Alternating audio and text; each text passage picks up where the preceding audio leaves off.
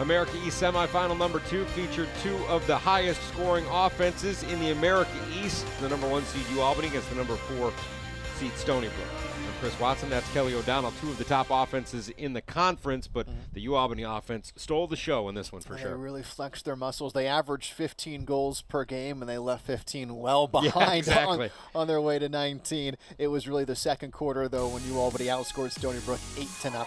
It was a 4-1 game after one. It was back and forth. Kyle McClancy was coming off a huge game the last time out against Hartford, but McClancy had a big game with 4 goals. Justin Ray had a big game with 4 goals.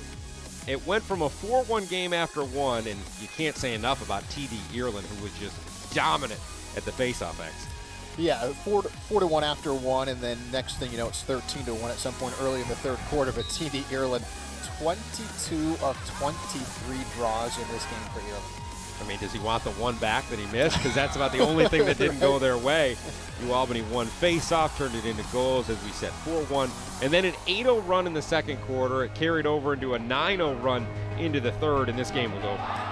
Yeah, you know, and there were 8 saves on both sides. It was by committee, though, for Stony Brook. They were just trying to figure out who they could throw out there to slow down this U Albany offense, but you know, nobody in the country has shown an ability to stop Connor Fields, who was terrific again tonight. A couple of goals, 5 assists. Yeah, Connor Fields with a 7-point game. Stony Brook did their best to fight till the finish, but it just wasn't meant to be. Fields, 2 goals, 5 assists. He may be the best player in college lacrosse. He did not disappoint on this night. As mentioned, Stony Brook got a couple back. They made a run at it, but it was never in doubt. U Albany was dominant from start to finish. Here's Eli Lazda with the jump shot and goal. And U Albany cruising into the America East Championship game.